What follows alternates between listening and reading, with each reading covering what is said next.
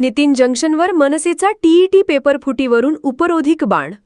राज्यात गाजत असलेल्या शिक्षक पात्रता परीक्षा टीईटी पेपर फुटी प्रकरणावरून महाराष्ट्र नवनिर्माण सेनेने आता थेट ठाण्यात आक्रमक पवित्रा घेतला आहे.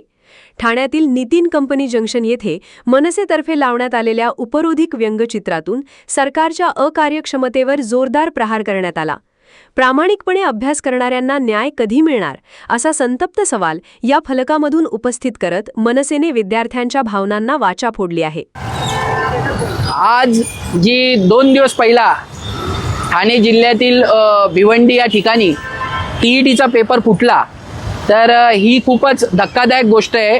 कारण सरकारने ही परीक्षा राबवलेली आणि टीईटीचा जर आपण इतिहास बघाल तर 2020 साली असाच घोटाळा एक टीईटीमध्ये झालेला, जेव्हा 7,800 टीईटी उमेदवारांचे मार्क हे परीक्षेनंतर पैसे घेऊन वाढवण्यात आलेले होते आणि 250 उमेदवार यांना न परीक्षा देताच पास करून सर्टिफिकेट देण्यात आलं होतं.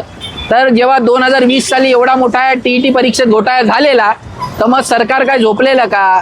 सरकारने यावेळा जेव्हा परीक्षा घेत होते तेव्हा ती काळजी घेतली पाहिजे होती. कारण जेव्हा ह्या गोष्टी पहिल्याच घडलेल्या आहेत त्याच्यापासून बोध घेणं अपेक्षित होतं, पण सरकारने असं काही केलेलं दिसत नाहीये. आणि थेट QR कोड असलेले पेपर भिवंडीमध्ये सापडतात, ते पण परप्रांतीय बिहार आणि हरियाणाची लोक येऊन इथे पेपर विकतात. म्हणजे सरकारी यंत्रणा अपयशी ठरलेली आहे आणि सरकारी यंत्रणेमध्ये कुठे ना कुठे याच्यात इन्सायडर लोक म्हणजे आतली लोक इन्व्हॉल्व्ह आहेत. कारण एवढ्या प्रमाणात जर पेपर फुटतो पहिला आणि बाहेर जातो, मग बाहेरची लोक इथे येऊन तो पेपर विकतात, तर ते खूपच भयानक आहे. आणि या संदर्भात जे 2020 साली प्रकरण घडलेलं, तर आजही कोर्टात त्या संदर्भात केस चालू आहे, त्याचा काही निकाल लागला नाहीये. तर आमची विनंती अशी आहे की ही जी केस आहे आता जे SIT नेमल्यानंतर जे दोषी ठरतील त्यांच्यावर फास्ट ट्रॅक कोर्टामध्ये खटला दाखल करावा आणि तो चालवावा. कारण त्यांना शिक्षा लवकरात लवकर भेटणं हे अपेक्षित आहे. कारण तेव्हाही 2020 सालचे जे संबंधित त्यामधले जे गुन्हेगार होते त्यांना आजपर्यंत शिक्षा भेटलेली नाहीये. तर फास्ट ट्रॅक कोर्टामध्ये जाऊन त्यांना शिक्षा भेटावी. आणि 6 लाख लोकांचं भविष्य या परीक्षेवर अवलंबून होतं. त्यांच्या भविष्यावर तर तुम्ही अन्याय केलेला आहे.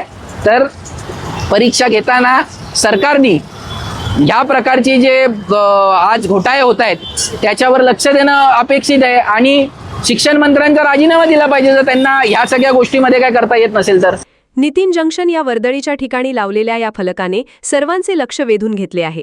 व्यंगचित्राच्या माध्यमातून पेपर फुटीमुळे मेहनती विद्यार्थ्यांचे होणारे नुकसान आणि सरकारची उदासीनता यावर भाष्य करण्यात आले.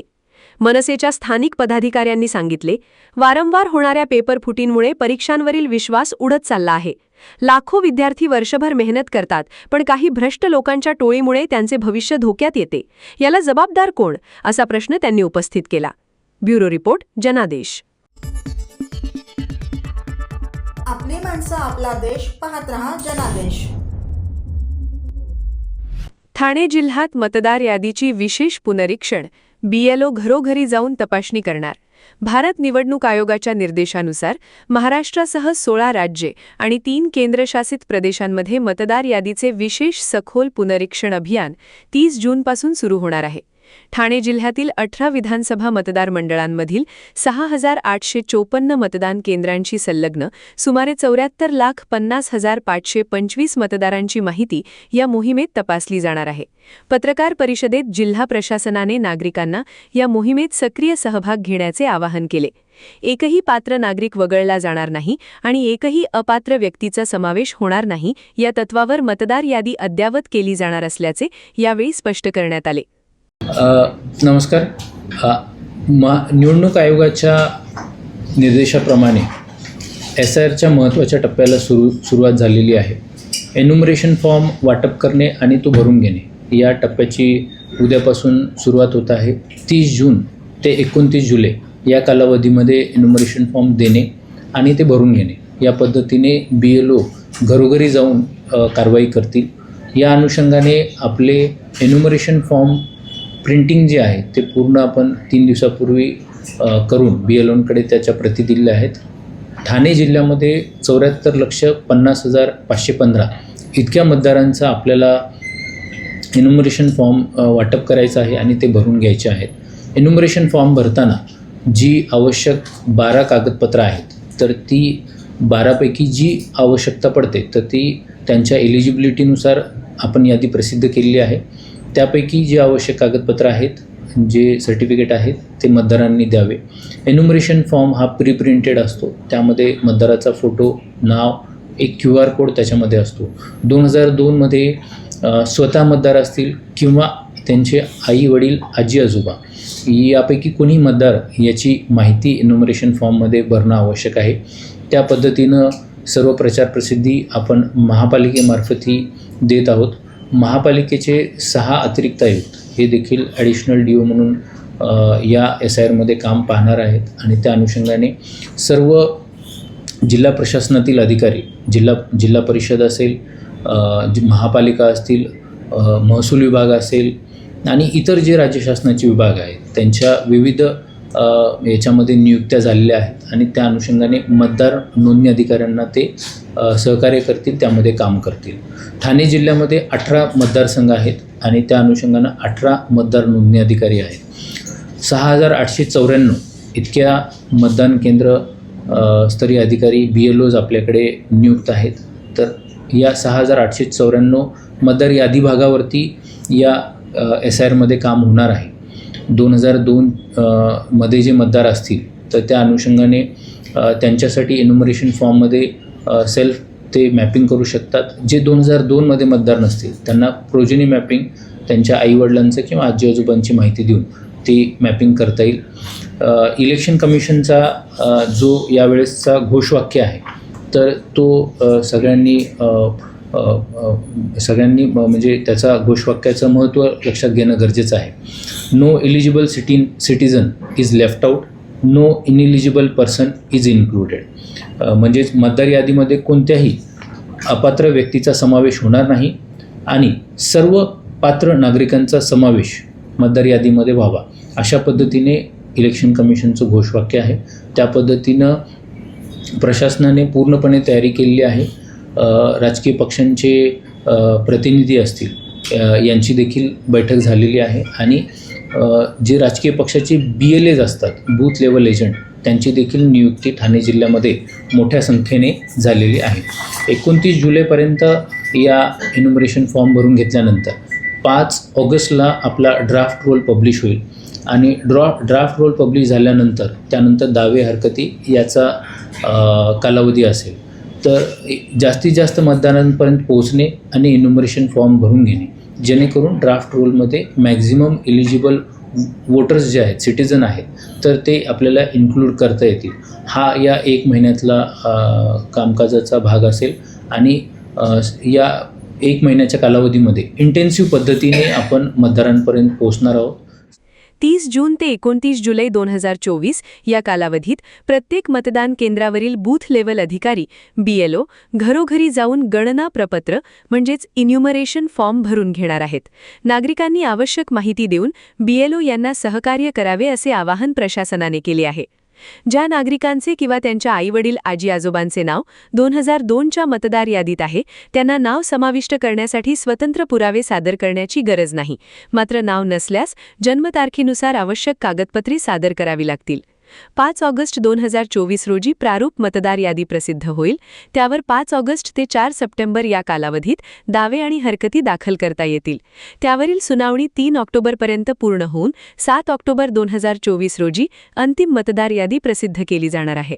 अंतिम यादीत दावा किंवा हरकत फेटाळल्यास संबंधित नागरिक प्रथम जिल्हाधिकारी तथा जिल्हा निवडणूक अधिकारी ठाणे यांच्याकडे आणि त्यानंतर मुख्य निवडणूक अधिकारी महाराष्ट्र राज्य यांच्याकडे अपील करू शकतात. ब्युरो रिपोर्ट, जनादेश. आपली माणसं, आपला देश, पाहत रहा जनादेश. सर्व नागरिकांना आवाहन करण्यात येत आहे की सध्या डासांमार्फत पसरणाऱ्या डेंग्यू या आजाराचा प्रसार रोखण्यासाठी प्रत्येकाने पुढील प्रमाणे कार्यवाही करावी. डेंग्यू आजार एडिस इजिप्ती हा डास चावल्याने होतो. या डासांची पैदास साचलेल्या किंवा साचवलेल्या स्वच्छ पाण्यामध्ये होते. 8 दिवसांपेक्षा जास्त दिवस पाणी उघडे व साचून राहिल्यास त्यात डास अंडी घालतात. अंड्यांच्या अळ्या तयार होऊन पुढे डास तयार होतात. यासाठी आपल्या घरातील पाणी साठे, उदाहरणार्थ बॅरल्स, पिंपे, टाक्या, हौद, रांजणे इत्यादी दर आठवड्याला रिकामे करून घासून पुसून कोरडे करून पुन्हा भरावे. 1 दिवस कोरडा दिवस म्हणून पाळावा. पाणी साठ्यांना घट्ट झाकणे बसवावीत किंवा जुनी साडी, चादर, धोतर यांनी बांधून झाकून ठेवावीत, म्हणजे डास त्यात जाऊन अंडी घालणार नाहीत. घराच्या गच्चीवर, आजूबाजूला, अंगणात कोठेही पाणी साचू देऊ नये. भंगार सामान उघड्यावर टाकू नये. उदाहरणार्थ टायर्स, प्लास्टिक सामान, कुंड्या, टाकाऊ वस्तू इत्यादी. अशा सामानात पावसाचे पाणी साठून त्यात डेंग्यूच्या डासांची पैदास होते. घरातील कूलर्स, फ्रीजच्या पाठीमागील ट्रे हे देखील वेळोवेळी कोरडे करावेत. लक्षात ठेवा, नुसत्या फवारणीने डास घनता कमी होत नाही, तर त्यासाठी डास पैदास ठिकाणे नष्ट करणे ही आपल्या सर्वांची जबाबदारी आहे. कोणताही ताप अंगावर न काढता जवळच्या शासकीय रुग्णालयात मोफत औषधोपचार घ्या. अशा प्रकारे नागरिकांनी सहकार्य केल्यास डेंग्यूचा प्रसार रोखणे सहज शक्य आहे.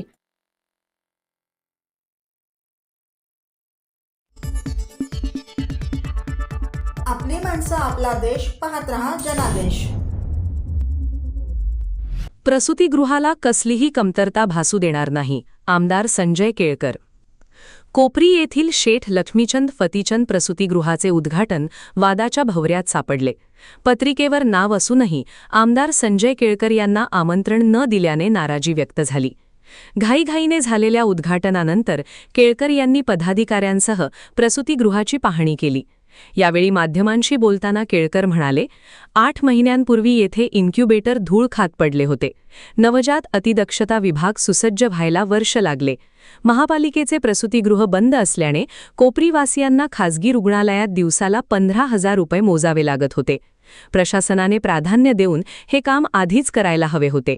SNCUचं युनिट याच्या संबंधामध्ये कालच मी विधिमंडळामध्ये मांडलं होतं आणि या कोपरीच्या केंद्राला मी 8 महिन्यापूर्वी देखील भेट दिली होती. या ठिकाणी जवळजवळ त्यावेळेला मला वाटते 21 इन्क्युबेटर या ठिकाणी उपलब्ध होते, पण ते धूळ खात पडले होते आणि हे सगळं पूर्ण करायला यांना वर्ष लागलं. आणि ते सुद्धा आता इतक्या घाईघाईमध्ये त्यांनी उद्घाटन केलं की पत्रिकेत नावं आहेत पण लोकांना माहिती नाही, अशा प्रकारचं त्यांनी घाईगर्दीमध्ये या ठिकाणी केलं. पण उशिरा का होईना आमच्या या ठाणे भागामधल्या लोकांकरता हे सेंटर अत्यंत वरदान आहे. इतक्या मोठ्या प्रमाणामध्ये या ठिकाणी येतात, पेशंट येतात आणि बच्चू येतात आणि त्यांना बाहेर तर आता तर आणखीन रेट वाढलेला आहे. मला वाटतं 8-1 महिन्यापूर्वी 15,000 रुपये होता दिवसाला प्रायव्हेटमध्ये, आणि इकडे यायचे पेशंट आणि सांगायचे तर ते म्हणायचे बाहेर जा, इथे नाही आहे. लोकांना वाटत होतं की इथे झालेलं आहे आणि प्रत्यक्षात नव्हतं. आणि त्याच्यामुळे महापालिकेने कुठल्या गोष्टीला प्रेफरन्स द्यायला पाहिजे, कुठल्या गोष्टीला नको द्यायला, हे यांचं नियोजन शून्यपण आहे. एवढं अत्यंत महत्त्वाचं की ज्या सेंटरमध्ये फार मोठी गर्दी होते असं हे सेंटर देखील या ठिकाणी उशिरा 1 वर्ष उशिरा दिरंगाई केली. मग कारणं निर्णय अशी टेंडर अमुक तमुक. आता जे योग्य तो दाम दिल्यावरच टेंडर कोणी ना कोणी भरणार. आणि त्याच्यामुळे माझी महापालिकेला या निमित्ताने विनंती आहे की आता हे तरी सेंटर जे आहे ते नियोजनबद्धपणे चालवा, योग्य वेळेला मटेरियल द्या. त्या ठिकाणी मॉनिटर जे आहेत, काही ज्या ठिकाणी आहेत काही ठिकाणी नाहीत. आता अर्धवट सामान का दिलं तुम्ही, हा देखील प्रश्न पडतो. पण आम्ही आता मॅडमला विचारलं आणि किती कमी आहे काय काय, तर सार्वजनिक CSR फंडमधलं किंवा निरनिराळ्या सामाजिक संस्थांकडनं देखील या ठिकाणी उपलब्ध करण्याचा आमचा प्रयत्न आहे. परंतु याची गरज होती आणि घाईघाईत का होईना आज यांनी याचं उद्घाटन केलेलं आहे. त्याबद्दल मी आता त्यांना सदिच्छा देतो आणि पुढच्या काळामध्ये योग्य पद्धतीने ते चालवलं जावं याच्याकरता जे जे करता येईल ते देखील आम्ही निश्चितपणे करू. घाईघाईने उद्घाटन झाले असले तरी कोपरीकरांसाठी हे प्रसूतिगृह वरदान ठरणार आहे. येथे कोणत्याही साहित्याची वा सेवेची कमतरता पडणार नाही, यासाठी आम्ही प्रयत्नशील राहू. प्रसंगी CSR फंड आणि सामाजिक संस्थांची देखील मदत घेऊ, असे आश्वासन आमदार संजय केळकर यांनी दिले. पाहणीवेळी राजेश गाडे, कृष्णा भुजबळ, अमरीश ठाणेकर, विद्या कदम आदी उपस्थित होते. ब्युरो रिपोर्ट, जनादेश. आपली माणसं, आपला देश. पाहत रहा जनादेश. जागतिक अंमली पदार्थ विरोधी दिनी ठाणे पोलिसांची विक्रमी कारवाई. 39 कोटींचा 600 किलो ड्रग साठा नष्ट. जागतिक अंमली पदार्थ विरोधी दिनाचे औचित्य साधत ठाणे पोलीस आयुक्तालयाने ड्रग्ज माफियांविरोधात आजवरची सर्वात मोठी कारवाई केली. तब्बल 39,03,48,400 रुपये किमतीचा आणि सुमारे 600 किलो वजनाचा जप्त केलेला अंमली पदार्थांचा साठा कायदेशीर प्रक्रिया पूर्ण करून नष्ट करण्यात आला. केंद्र सरकारच्या नशामुक्त भारत अभियानाअंतर्गत ही विशेष मोहीम राबवण्यात आली. पोलीस आयुक्त आशुतोष डुंबरे यांच्या मार्गदर्शनाखाली विविध पोलीस ठाण्यांमध्ये 112 गंभीर गुन्ह्यांमधून जप्त केलेला गांजा, MD म्हणजेच मेफेड्रोन, चरस, ब्राऊन शुगर आणि कफ सिरपचा साठा नवी मुंबईतील तळोजा MIDC येथील मुंबई वेस्ट मॅनेजमेंट कंपनीमध्ये शास्त्रोक्त पद्धतीने नष्ट केला गेला. ही संपूर्ण प्रक्रिया केंद्रीय मुद्देमाल नाश समितीच्या देखरेखीखाली पार पडली. समितीचे अध्यक्ष तथा पोलीस सह आयुक्त गुन्हे विभाग डॉ. पंजाबराव उगले, पोलीस उपायुक्त मुख्यालय 1 मीना मकवाना आणि सहाय्यक पोलीस आयुक्त विनय घोरपडे यांच्या उपस्थितीत ही कारवाई झाली. अंमली पदार्थ विरोधी पथकाचे वरिष्ठ पोलीस निरीक्षक जनार्दन सोनवणे आणि त्यांच्या विशेष पथकाने सर्व न्यायालयीन परवानग्या व तांत्रिक सोपस्कार पूर्ण करून कोट्यावधी रुपयांच्या अंमली पदार्थांचा कायमचा नायनाट केला. ब्युरो रिपोर्ट, जनादेश.